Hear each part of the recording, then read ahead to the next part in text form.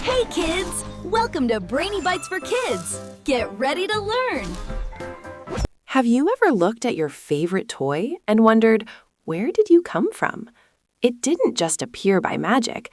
It went on a huge, exciting adventure to get to you. Let's find out how a toy is born. Every toy starts with a tiny spark called an idea.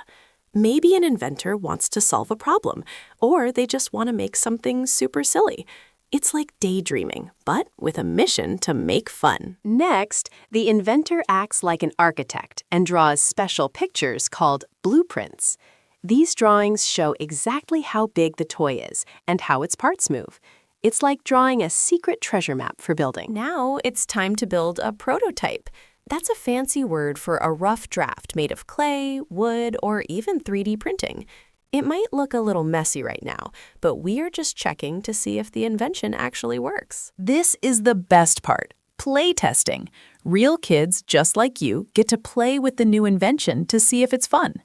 If the robot's tail falls off, the inventor has to go back and fix it to make it stronger. Once the toy is perfect, it goes to a big factory. Giant machines and fast robots work together to make thousands of copies so kids all over the world can have one. Zoom, zap, assemble. Even toys need to get dressed up. Artists design cool boxes with bright colors and pictures so you can spot them on the store shelf. The box keeps the toy safe and cozy during its long truck ride to the store. Finally, the toy is ready for you to take it home and start the adventure. And guess what? Maybe one day, you will invent the next coolest toy in the world. Keep imagining and have fun.